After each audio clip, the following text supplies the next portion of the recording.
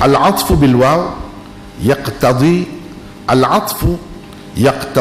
al-mughayarah bain al-ma'tuf wal-ma'tuf alaih ma'a ishtirakihima fil hukmi alladhi dhukira lahuma. Ataf, maksud ataf di sini dengan waw, menghendaki ada kelainan dan perbezaan di antara ma'tuf dan ma'tuf alaih, walaupun kedua-duanya berkongsi pada perkara yang disebutkan untuk kedua-duanya. Memang kaedah ni memang payahlah. Kalau orang yang belajar bahasa Arab mudah sikit nak faham, ada asas bahasa Arab tu, insya-Allah dia boleh faham. Ini kaedah tafsir ni, kaedah tafsir. Bila kita baca tafsir kena faham, bila bertemu benda-benda macam ni apa makna. Kalau tak faham ini susah, tak dapatlah rahsianya. Tak fahamlah kenapa buat begini. Kadang-kadang tak kena raya kita kata salah pula. Tapi kita orang beriman takkan nak kata salah Quran. Tapi mungkin kita bertemu dengan musuh-musuh Islam, dia kata kenapa begini, dia soal, kita tak boleh jawab.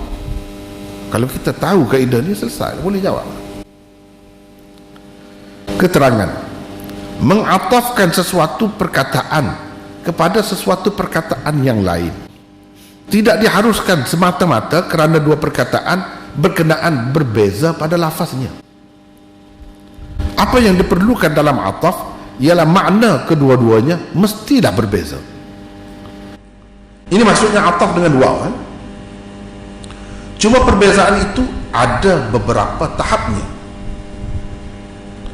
Tahap pertamanya ialah apabila ma'tuf dan ma'tuf alaih memang berbeza dan berlainan hakikatnya, dengan arti ma'tuf bukan merupakan sebahagian daripada ma'tuf alaih atau sebaliknya, atau masing-masing daripadanya bukan merupakan lazim bagi satu sama lain. Inilah bentuk ataf yang paling popular. Tahap keduanya ialah apabila ma'tuf dan ma'tuf alaih saling berlaziman. Maksudnya ialah bukanlah ma'tuf merupakan ma'tuf alaih itu sendiri, akan tetapi setiap satu daripadanya tidak dapat dipisahkan daripada satu sama lain. Hurai dah tu, hurai pun payah lagi ya. Tahap ketiganya ialah apabila perbezaan sifat dianggap sebagai perbezaan zat. Maksudnya ialah ada dua sifat atau lebih bagi sesuatu, satu daripadanya diatafkan kepada yang satu lagi sebagai maktuf alaihnya dengan menganggap masing-masing daripadanya sebagai zat yang berlainan. Kita ada empat tingkat kaedah ataf dengan waw yang masih boleh diguna pakai, tidak salah. Sebab apa? Sebab tetap ada kelainan padanya. Kalau tak ada kelainan tak boleh. Sebab al-'athfu bil waw yaqtadi al-mughayarah, itu kaedahnya. Ingat itu saja. Ataf dengan waw menghendaki ma'tuf dengan ma'tuf alaih berbeza, berlainan, bukan sama. Kalau sama tak boleh. Empat tahap ini pada hakikatnya tak sama, sebab itu boleh. Begini kita buat contoh. Saya buat contoh. Ra'aitu as-sayyara wal masjidah. Ra'aitu as-sayyara wal masjidah. Saya tengok kereta dan masjid. Dan wal masjid. Saya tengok kereta dan masjid. Mana kereta pun saya tengok, masjid pun saya tengok. Walaupun kedua-duanya berkongsi pada perkara yang disebutkan untuk kedua-duanya. Perkara yang disebutkan untuk kereta dan masjid itu ialah tengok tu. Tengok tu dikongsi oleh dua-dua. Maknanya saya tengok kereta dan tengok masjid. Kereta pun saya tengok, masjid pun saya tengok. Tetapi adakah hakikat kereta dengan masjid itu sama? Tak. Kalau sama, tak boleh kata wal masjid. Wow, tak boleh guna. Guna wow tu dengan sendirinya memberi arti dua benda yang tengok itu hakikatnya lain, bukan sama. Bukan sama. Kalau kita kata begini, mungkin kita ingat nama Sayyidina Umar dan kunyah dia. Umar nama dia, kunyahnya Abu Hafsin. Kita kata begini, ra'aitu Aba Hafsin Umar, ra'aitu Aba Hafsin wa Umara.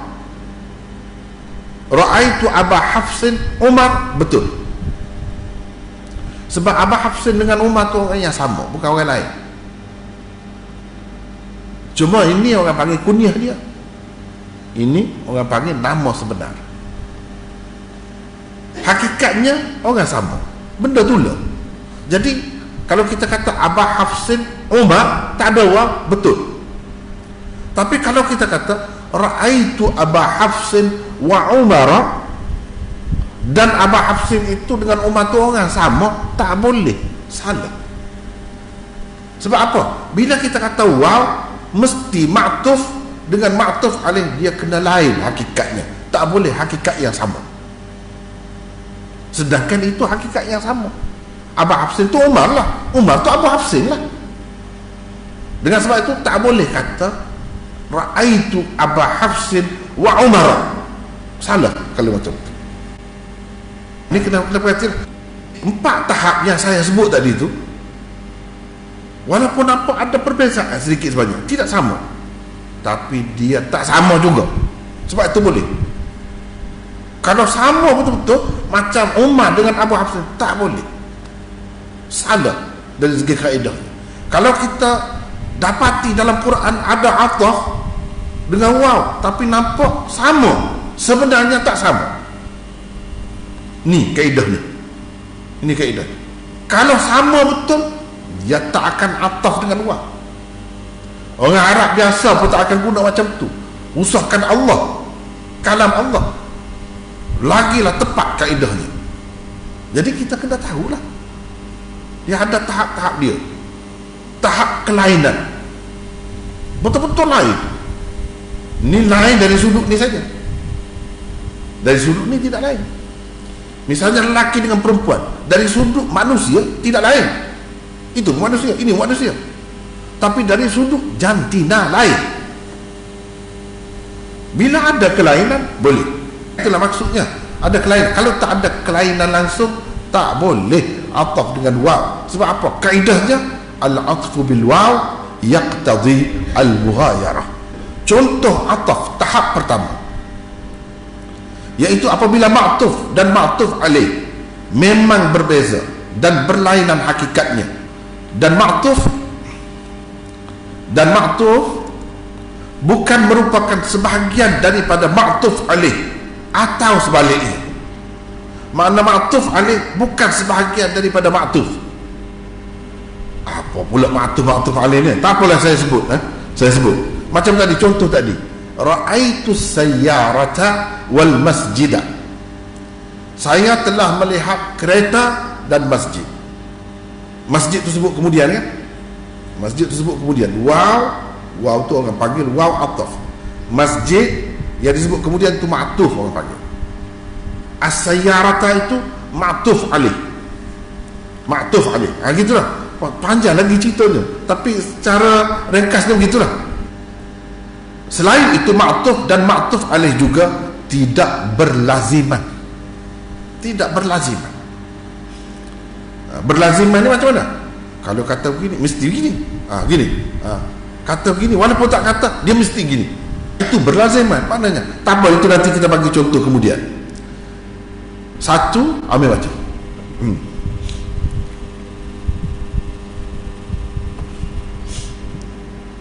Al-Furqan ayat 59. Alladhi khalaqas samawati wal arda wa ma bainahuma fi 6 ayyam thumma istawa 'ala al-'arsy ar-rahmanu fas'al bihi khabira. yang menciptakan langit dan bumi dan apa yang ada antara keduanya 6 masa. Kemudian dia bersemayam di atas arasy. Dialah yang maha pemurah. Maka tanyakanlah tentang Allah kepada yang lebih mengetahui tentangnya atau tentang dia. Al-Furqan ayat 59.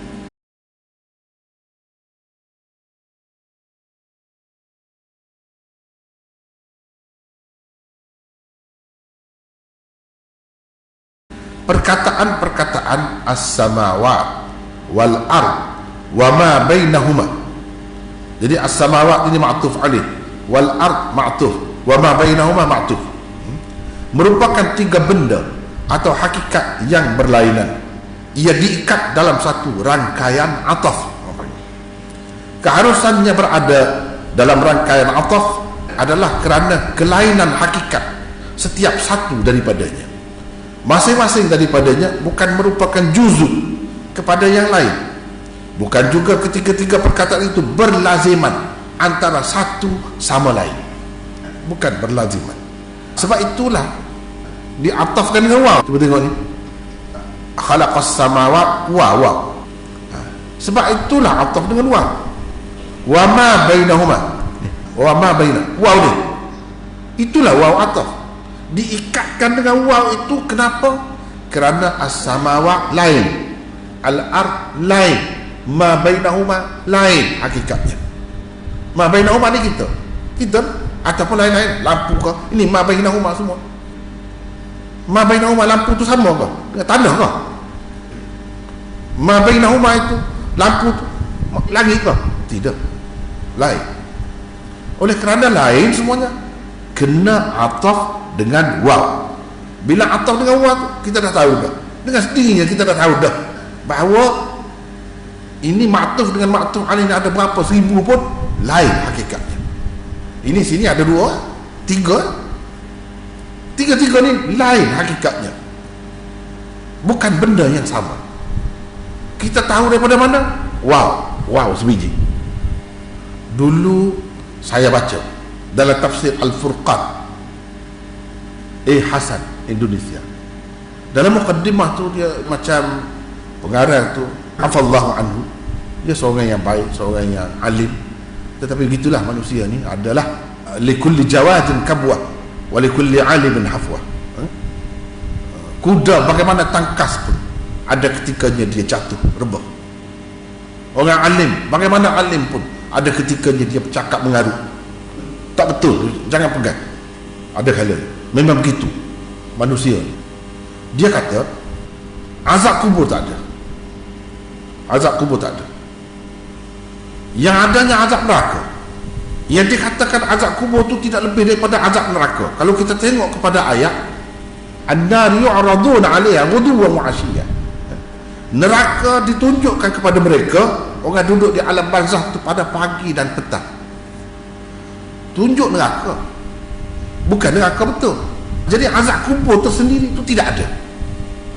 Padahal dia tu orang alim.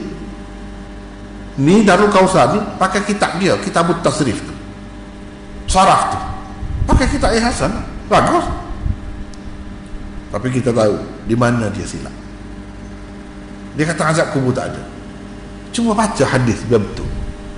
Allahumma inni a'udzubika min azabil qabri wa minan nar. Ya Allah, aku berlindung kepadamu daripada azab kubur dan azab neraka. Maknanya azab kubur lain, azab neraka lain. Sebab situ ya. Orang yang berilmu dia pegang sikit ya. Kadang-kadang kita tak suka, dia faham macam mana. Kenapa dia boleh kata, yakin kata suku, bukan sama, bukan azab tulang, azab yang bukan, azab lain. Sebab apa? Dia sebut gitu caranya.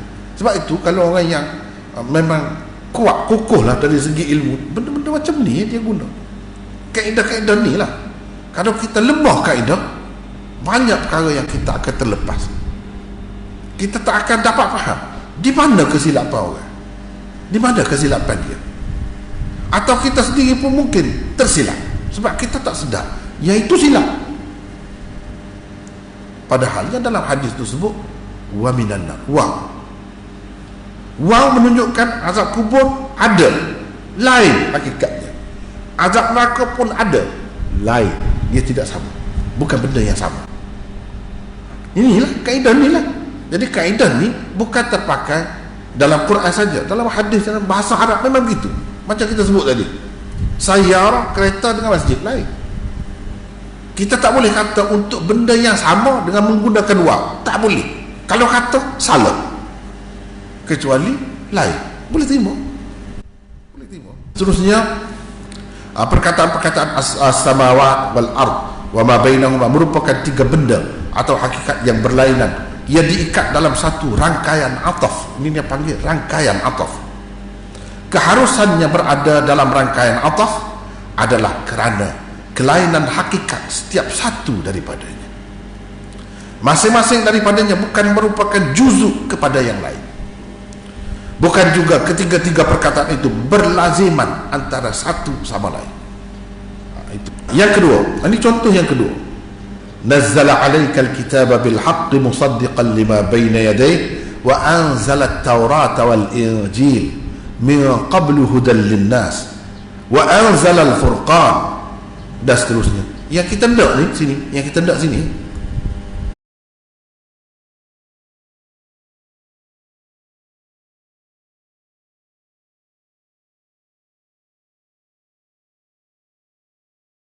Allah SWT menurunkan Taurat dan Injil. Dan kalau bahasa Melayu, saya pun tak pastilah, setakat yang saya faham dia tak ada macam bahasa Arab tu. Kalau waw dan mesti ke maktuf dengan maktuf alih di kena lain, mesti ke? Saya tak pasti bahasa Melayu. Tapi kalau bahasa Arab mesti, dia mesti lain. Maknanya cerita Taurat dengan Injil tu lain hakikatnya. Walaupun nampak kita tengok dalam Bible sekarang ni ada bersama, perjanjian lama, perjanjian baru. Perjanjian baru tu Injil, perjanjian lama tu dikatakan Taurat tu. Hakikatnya tak sama, lain tu, kitab lain, diberi kepada orang yang berlainan. Taurat diberikan kepada Nabi Musa, Injil diberikan kepada Nabi Isa. Sebelum ada Nabi Isa tak ada lagi Injil. Tu hakikatnya lain. Seperti dengan waw. Kalau Taurat dengan Injil ni benda sama, kita tahu tu sama lah, sebab ada dalam satu kitab tu sekarang ni, Injil dengan Bible. Mana dia tu sebahagian daripada Taurat yang keseluruhan. Tak betul. Walaupun ada sekali pun hakikatnya ni tidak sama. Sebab apa? Sebab waw. Waw sebiji.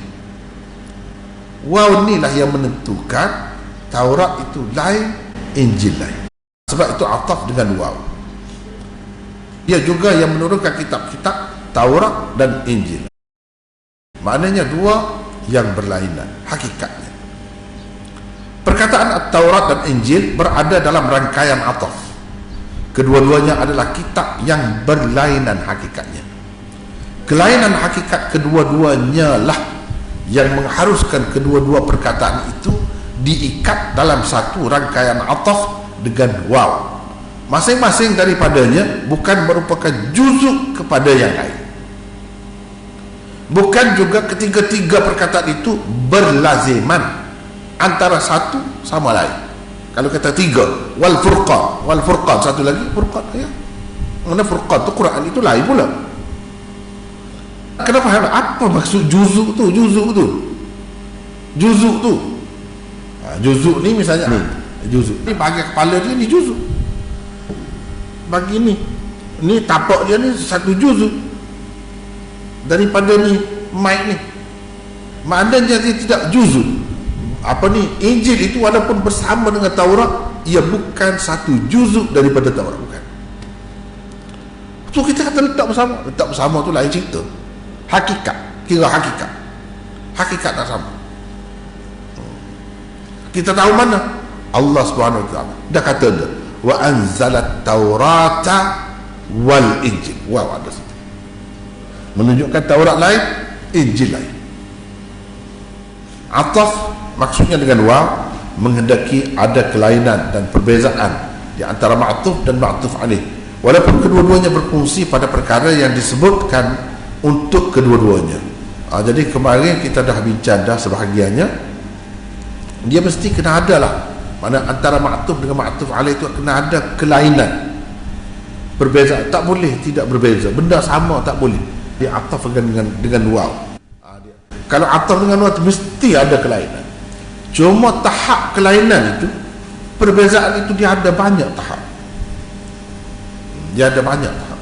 Kadang-kadang kita nampak macam lain, dan lain tu tidak, kita nampak tidak lain lah, tapi ataf dengan waw. Sebenarnya kita kena ingat dia mesti ada sudut kelainan, sebab itu diatafkan dengan waw. Yang pertamanya, ataf dengan waw memang berlainan sungguhlah. Antara satu tu dengan yang satu lagi tu memang berlainan sungguh. Orang panggil, kalau kita yang belajar mantik ni, dia panggil nisbah. Antara dua tu adalah nisbah tabayun. Nisbah tabayun, bukan tabayun, tak, tabayun. Nisbah tabayun. Tabayun ni lain. Macam kemarin lah, saya dah bagi contoh kemarin, kereta dengan masjid, benda lain, suku sakat lain, tak ada kena-mengena, hakikatnya berbeza dan lain. Tahap keduanya ialah apabila ma'tuf dan ma'tuf alaih saling berlaziman. Maksudnya ialah bukanlah ma'tuf merupakan ma'tuf alaih itu sendiri, akan tetapi setiap satu daripadanya tidak dapat dipisahkan daripada satu sama lain. Tahap ketiganya ialah apabila juzuk bagi sesuatu diatafkan kepada sesuatu yang merupakan kulnya atau keseluruhannya. Itu nanti saya jelaskan kemudian.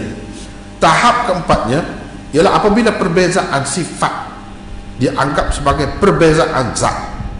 Maksudnya ialah ada dua sifat atau lebih bagi sesuatu, satu daripadanya diatafkan kepada yang satu lagi sebagai ma'tuf alaihnya, dengan menganggap masing-masing daripadanya sebagai zat yang berlainan. Agak penat sikit nak faham tu kan, kena perhati betul-betul lah.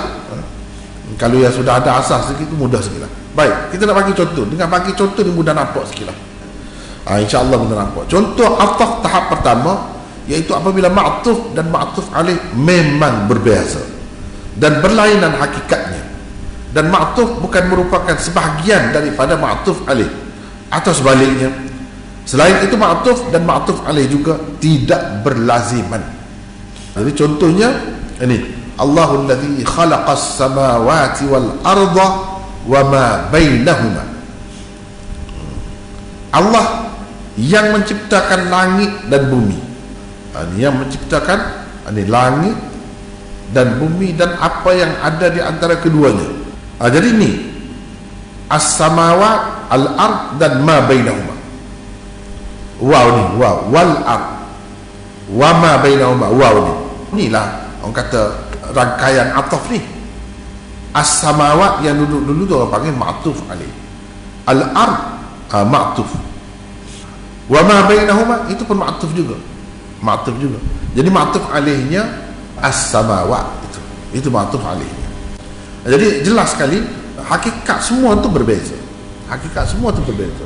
Langit bukan bumi, bumi bukan langit. Lain. Ma bainahuma, antara langit dan bumi itu pun lain juga. Itu maksudnya. Semua Allah SWT jadikan.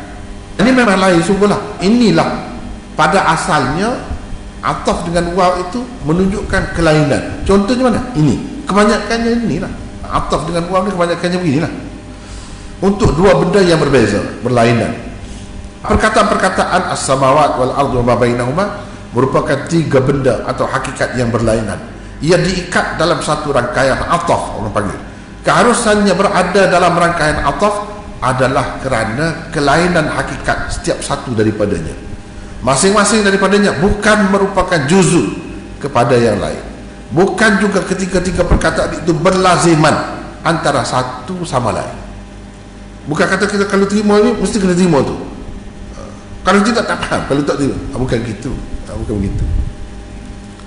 Yang kedua, contoh yang kedua. Kemarin sudah sebut dah ni sebenarnya. Wa anzalat Taurat wal Injil. At-Taurat ma'tuf alaih. Wal Injil, al-Injil itu ma'tuf. Waw itu haraf ataf. Kenapa Injil dengan Taurat ini sama ke hakikat? Tak sama, benda yang berlainan. Sebab itu diatafkan dengan waw. Itu kaedahnya. Perkataan Taurat dan Al-Injil berada dalam rangkaian ataf. Kedua-duanya adalah kitab yang berlainan hakikatnya. Kelainan hakikat kedua-duanya lah yang mengharuskan kedua-dua perkataan itu diikat dalam satu rangkaian ataf dengan waw. Maknanya kira-kira mengikut kaedah asal ni, kalau tak lain tak boleh guna waw tu, salah. Bila guna waw mesti dua tu lain, berbeza. Tu kaedah asalnya. Cuma masalahnya ada ketikanya kita nampak macam tidak lain, tapi ataf dengan waw juga. Itu masalahnya macam mana? Dalam Quran ada tu. Dalam Quran ada. Jawabnya ginilah yang mudahnya. Pada dasarnya kena lazim ada kelainannya. Ada. Cuma kita kena renung sikit lah. Kena renung, kena perhati sikit. Baru kita pergi kepada yang kedua. Ini yang nampak macam tidak lain, sebenarnya dia lain juga. Sebab itu diatafkan dengan waw. Kalau langsung tak ada lain, memang benda yang sama, tak boleh nak ataf dengan waw. Itu maksudnya. Ini contoh ataf pada tahap kedua, iaitu apabila ma'tuf dan ma'tuf alaih saling berlaziman. Di bahasa Melayu yang berpunca daripada bahasa Arab, mungkin ramai daripada kita ni tak faham apa makna berlaziman. Tak apalah, saya pun nak cari perkataan susah juga. Apa nak cerita benda macam ni? Jadi saya pilih perkataan ni lah. Sekarang ni nanti kita jelaskan, cuba fahamlah apa maksud dia.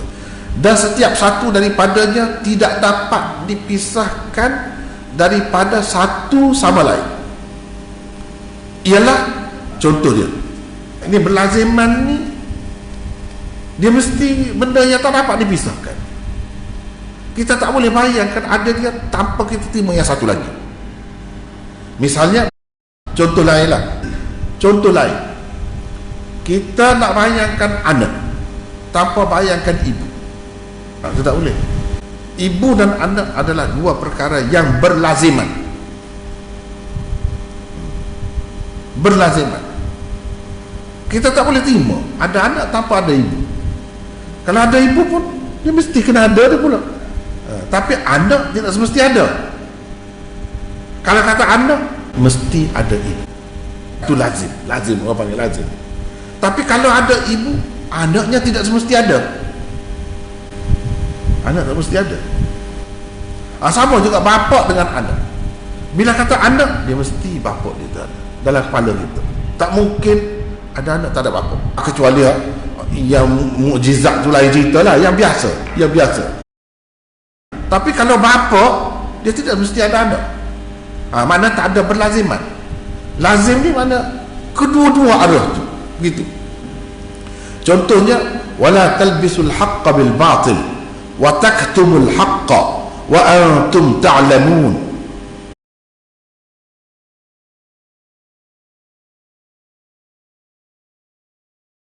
La talbisul haqqa, ini satu. Ini fi'il nahi, orang panggil fi'il nahi. Ini dia jadi ma'tuf alaih. Wa taktumul haqqa, itu ma'tuf. Wa taktumul haqqa, itu ma'tuf, orang panggil. Antara ma'tuf alaih dengan ma'tuf ni berlaziman, saling berlaziman. Hakikat dia tidak sama, tapi dia berlaziman. Sekarang ni apa makna la talbisul haqqa bil batil? Dan janganlah kamu campur adukkan yang benar itu dengan yang salah, dan kamu sembunyikan yang benar itu pula, padahal kamu semua mengetahuinya. Mencampur adukkan yang benar dengan yang salah, itu satu perkara kan? Dan menyembunyikan yang benar itu adalah dua perkara yang berbeza. Dua perkara yang berbeza tu. Cuba perhati. Mencampur adukkan yang benar dengan yang salah, satu. Ni sama ke tidak dengan menyembunyikan yang benar? Lain tu. Lain. Menyembunyikan kebenaran satu hal. Mencampur adukkan yang benar dengan yang salah satu hal yang lain. Benda lain. Tetapi ia saling berlaziman. kedua-dua pihak. Jadi kira-kira pusing gitu. Tetapi masing-masing daripadanya saling berlaziman. Ini kerana semakin kuat seseorang mencampur adukkan yang benar dengan yang salah, berarti semakin kuatlah ia menyembunyikan kebenaran.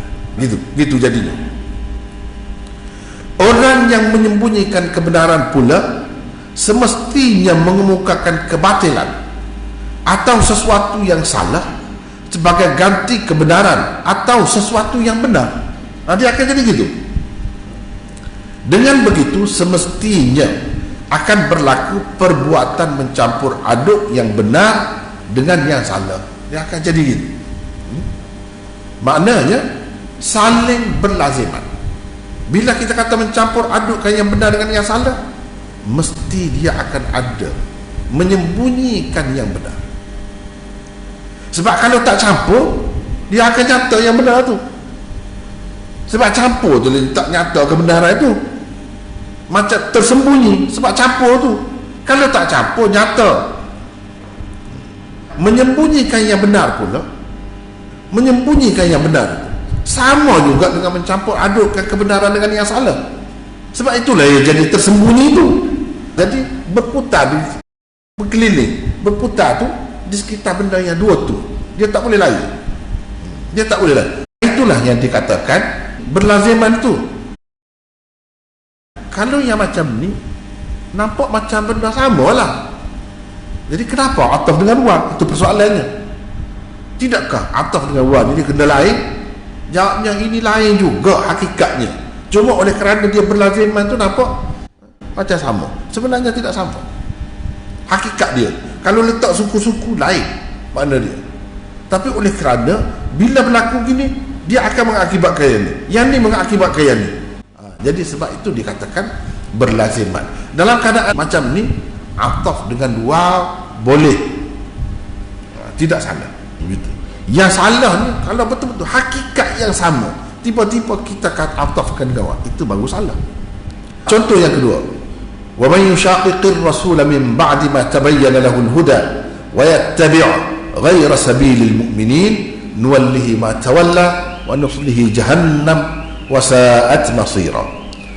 Dan sesiapa yang menentang ajaran Rasulullah sesudah terang nyata kepadanya kebenaran, yakni petunjuk yang dibawanya, dan dia pula mengikut jalan yang lain dari jalan orang-orang yang beriman, kami akan memberikan kuasa untuk melakukan kesesatan yang dipilihnya, dan pada hari akhirat kelak kami akan memasukkannya ke dalam neraka Jahannam, dan neraka Jahannam itu adalah seburuk-buruk tempat kembali. Ini surah An-Nisa.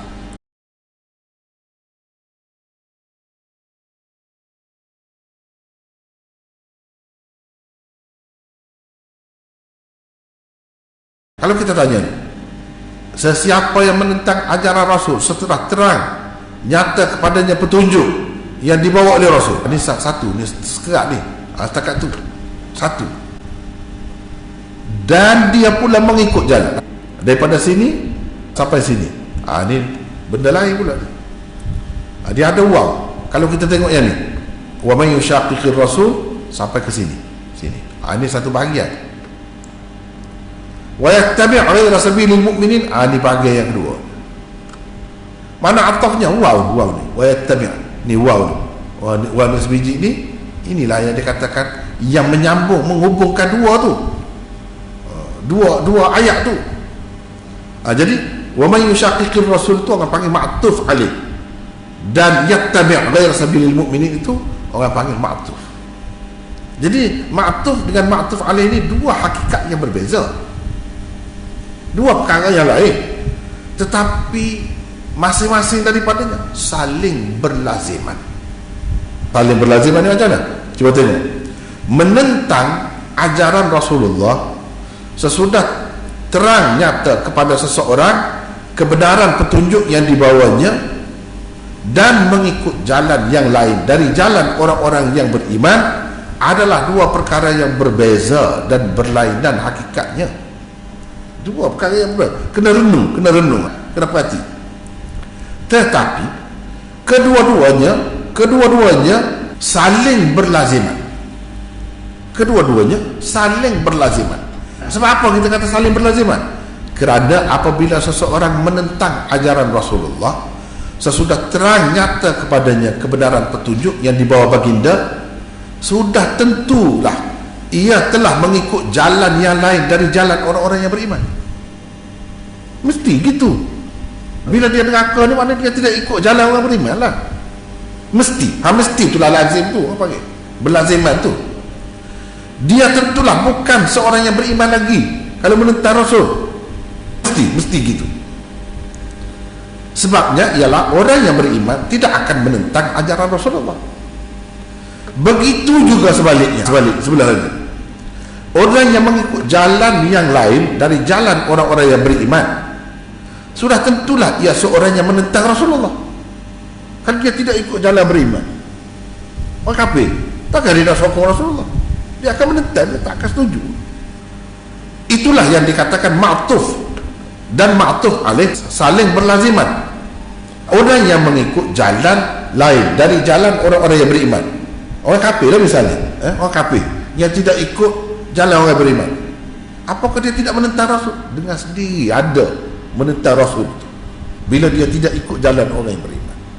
Begitu juga sebaliknya, kalau dia menentang Rasul, bermakna dia ni tidak Islam. Dia tidak ikut jalan orang beriman. Kalau ikut jalan orang beriman, dia tidak akan menentang Rasul. Yang menentang Rasul tu, dia tak ikut ajaran orang beriman lah, jalan orang yang beriman. Begitu.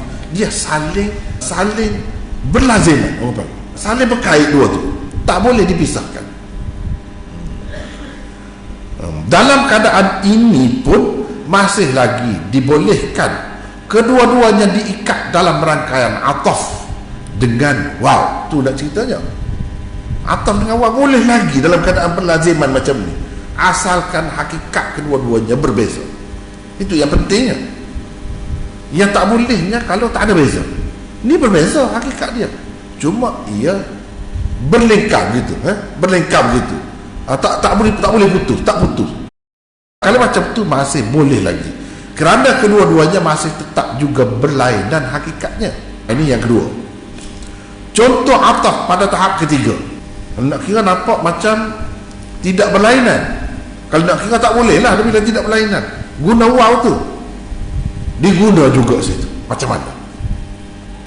Contoh ataf pada tahap ketiga ialah apabila juzuk bagi sesuatu diatafkan kepada sesuatu yang merupakan kulnya atau keseluruhannya. Contohnya, hafizu ala salawati was salatil wusta.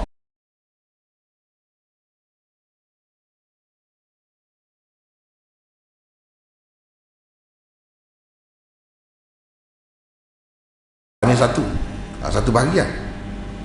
Wassalatil wusta, ini bahagian yang lain. Di sini dihubungkan dengan waw sebiji ni. Waw ini yang menghubungkan dua ni. Yang sebut dulu tu orang panggil ma'tuf alaih, as-salawat itu. Yang sebut kemudian as-salatil wusta tu ma'tuf, orang panggil. Jadi as-salatil wusta ni sembahyang lain ke daripada 5 waktu. As-salawat tu maknanya jagalah salat, semua salat kamu. Salat yang suruh jaga ni maksud salat fardu lah, 5 waktu lah, 5 waktu. As-salat dan peliharalah salat wusta. Salat wusta ni lain daripada yang 5 tu ke tak? Yang tu juga kita ambil lah satu. Salat asal lah katakan, salat asal. Maknanya salat asal itu satu juzuk daripada 5 waktu ni, satu bahagian daripada 5 ni. Tiba-tiba yang satu bahagian ni yang ataf kepada yang keseluruhan. Dan ataf pula dengan waw. Tidakkah benda sama tu? Nampak macam sama lah, sebab sebahagian, tapi dibuat gini juga dalam Quran buat, menunjukkan boleh lah, menunjukkan boleh. Perkataan as-salatil wusta diataf kepada perkataan as-salawat yang merupakan kul, keseluruhan bagi as-salatil wusta.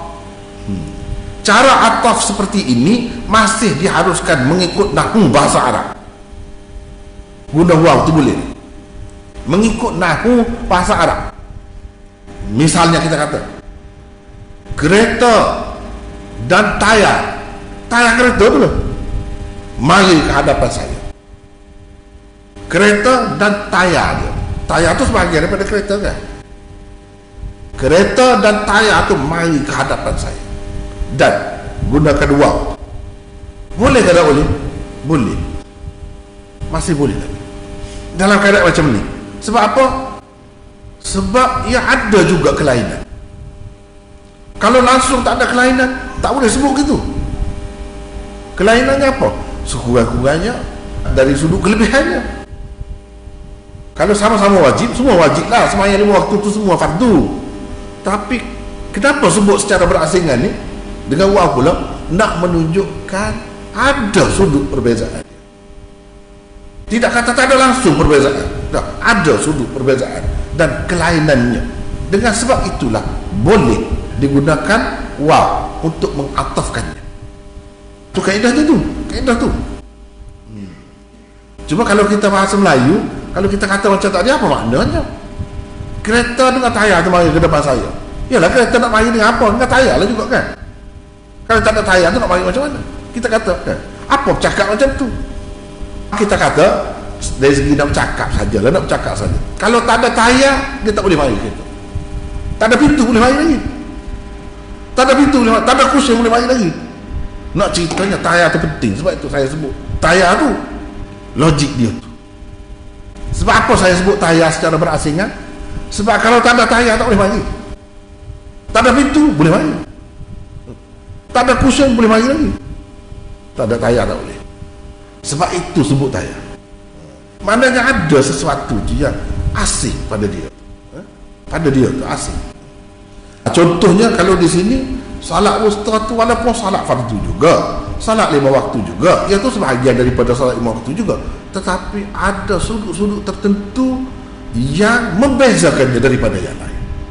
Paling tidak kita kata dari sudut pahalanya. Dari sudut pahalanya. Misalnya kita kata malam Lailatul Qadar, saya telah menjalani semua malam Ramadan dan malam Lailatul Qadar. Malam Lailatul Qadar tu sebahagian daripada seluruh malam di Ramadan tu. Tapi kita sebut berasingan tu kenapa? Sebab dia ada juga kelainan dia daripada yang lain. Dengan sebab ada kelainan tu boleh guna waw tu. Sebab kaedahnya ataf dengan waw mesti memberi makna ada kelainan antara dua tu. Tu kaedah, tu kaedahnya. Kalau langsung tak ada kelainan tak boleh. Kalau ada kelainan ikutlah dari sudut-sudut tertentu saja, bukan dari semua sudut. Sudut tertentu boleh dah. Yang kedua, wa idza akhadna minan nabiyyin mitsaqahum wa minka wa min Nuh wa Ibrahim wa Musa wa Isa ibn Maryam wa akhadna minhum mitsaqan ghalidha.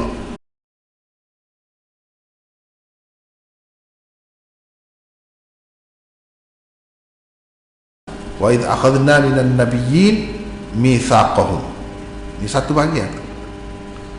Wa minka wa min Nuh, ini semua ni satu bahagian yang lain.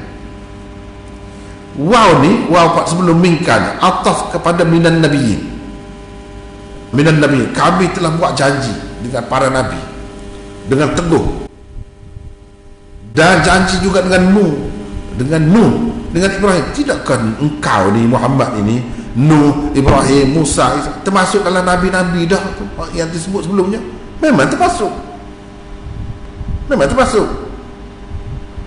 Dah kalau gitu tak ada beza lah. Dah tak ada beza, kenapa atas dengan awal? Jawabnya ada juga sudut-sudut perbezaan dia. Sudut-sudut kelainannya tetap ada. Apa bukti kita kata ada kelainan itu? Atas dengan waw. Waw ada tu. Maknanya kalau kita ni pakai kaedah ni, faham betul kaedah ni, dalam menunjukkan, guna waw menunjukkan ada sudut kelainan yang hendak ditunjukkan oleh Allah kepada kita sendiri. Ada sudut-sudut. Kenapa dia tak sebut Adam? Kenapa dia tak sebut Idris? Kenapa dia sebut orang lain? Ada sudut-sudut tertentu lah tu yang mana berbeza daripada yang lain. Misalnya dari sudut ulul azmi ke apa ke, boleh jadilah ada lah tu. Nak menarik perhatian dari sudut mereka semua ni ada syariat ke, Yang lain tu tidak mesti ada syariat begitu. Jadi benda-benda yang seperti itulah yang membolehkan penggunaan waw di sini. Wa min kawamin nuhin dan seterusnya ni semuanya ma'tuf kepada minan nabiyyin yang merupakan kul bagi kesemua. Kul ni mana keseluruhan. An-nabiyyin tu keseluruhan. Contoh ataf pada tahap keempatnya, ada satu lagi. Ataf pada tahap keempatnya iaitu apabila perbezaan sifat dianggap sebagai perbezaan zat. Dan dalam keadaan ini salah satu daripadanya boleh diatafkan kepada yang satu lagi sebagai ma'tuf alaihnya dengan menganggap atau mentakwilkan masing-masing daripadanya sebagai zat yang berlainan. Ialah contohnya satu. Sebelum mana ni kita dah bertemu dah, tapi itu sudut lain, kaedah lain, ni kaedah lain atas benda yang sama. Sebab tu kata halus, Quran ni halus, seni sangat.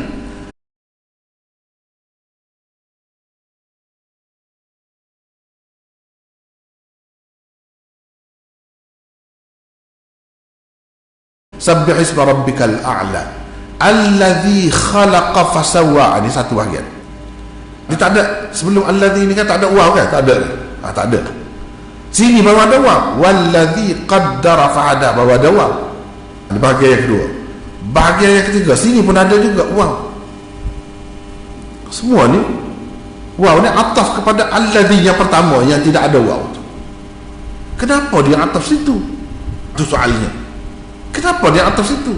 Sedangkan alladhi yang pertama tu yang tak ada waw tu sifat juga. Sepatutnya kena cari Tuhan dia, bukan cari sifat dia. Tuhannya mana? Rabbikal a'la. Ini mausuf yang sebenarnya. Ini mausuf yang sebenarnya, atau man'ud yang sebenarnya. Istilah lain disebut man'ud. Al-a'la sifat yang pertama bagi Rabbi. Alladhi khalaqa fasawwa sifat yang kedua. Walladhi qaddara fahada sifat yang ketiga. Walladhi akhrajal mar'a sifat yang keempat. Cuma soalannya, kenapa sifat ni berubah waw? Sifat yang pertama tu tak berubah waw. Itu persoalan. Dan ke mana kita nak ataf ni? Nak ataf pada Rabbika ke kepada alladhi yang pertama? Jawabnya ataf kepada alladhi yang pertama. Lepas tu tidakkah alladhi itu sifat? Sifat ini ditakwilkan dengan zat, dianggap sebagai zat, seperti Rabbi juga. Kalau tak anggap begitu tak boleh. Tak boleh. Kita tengok sini rangkaian perkataan walladhi qaddara fahada dan walladhi akhrajal mar'a merupakan ma'tuf, dan alladhi khalaqa fasawwa merupakan ma'tuf alaih bagi kedua-dua ayat yang tersebut selepasnya. Bentuk ataf seperti ini diharuskan. Boleh lagi. Kerana setiap perkataan alladhi yang terdapat padanya dianggap sebagai zat-zat atau mausuf yang berlainan. Mausuf yang berlainan. Padahal semuanya adalah sifat bagi mausuf yang sama, yaitu perkataan Rabbika yang terletak di ayat pertama surah Al-A'la. Sabbih isma rabbika. Sabbih isma rabbika. Ini sebenarnya mausuf dia nya. Mausuf sebenarnya yang ni. Jadi saya nak dibagi cadangan lah, bagi cadangan. Kalau benda-benda macam ni tengok i'rabul Quran. Sekarang ni banyak. Dia bukan bincang benda lain. Bincang dan suruh i'rab saja. Cuba pergi tengok berapa banyak kitab tu, macam mana cara dia i'rab macam ni. Sebab ataf ni dia tidak boleh ataf kepada Rabbika. Walladhi qaddara fahada walladhi akhrajal mar'an, tak boleh ataf kepada Rabbika. Sebab Rabbika bukan ma'tuf alih dia. Ma'tuf alihnya alladhi yang mula-mula tu, yang tak ada waw tu, itu ma'tuf alihnya. Jadi semua ni adalah sifat kepada Rabbika tu. Al-a'la pun sifat, alladhi khalaqa fasawwa pun sifat, walladhi qaddara fahada pun sifat, walladhi akhrajal mar'a pun sifat. Cuma macam mana sifat ni walladhi ni ataf kepada allazi yang sifat juga? Jawabnya, kerana dianggap allazi mula-mula tu macam zat, macam rabbika gitu. Bila begitu ada kelainan, dengan sebab ada kelainan itulah dibolehkan tu. Kalau tidak, tak boleh. Ini agak susah sikit lah. Jadi kena rujuk kepada i'rabul Quran. I'rabul Quran Zajjad ke yang lain-lain lagi, yang baru ni banyak lagi, tebal-tebal lagi ada. Satu lagi contoh, alladzina yu'minuna bil ghaib wa yuqimuna as-salah wa mimma razaqnahum yunfiqun walladzina yu'minuna bima unzila ilaika dan akhir.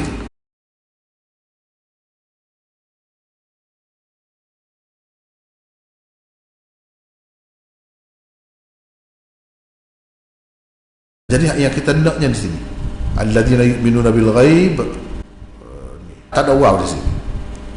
Sini walladzina yu'minuna ada waw. Maknanya waw pada alladzina yu'minuna ni ataf kepada alladzina yu'minuna bil ghaib. Ataf situ. Kenapa ataf dengan waw? Sedangkan ini kedua-duanya adalah sifat kepada al-muttaqin sebelum tu. Kedua-duanya adalah sifat kepada al-muttaqin. Kekiranya tak ada beza lah. Dia anggap zat yang berlainan, zat yang berlainan daripada al-muttaqin itu, alladzina yu'minuna bil ghaib. Kalau tidak anggap begitu, tak boleh. Kalau tak anggap begitu, tak boleh.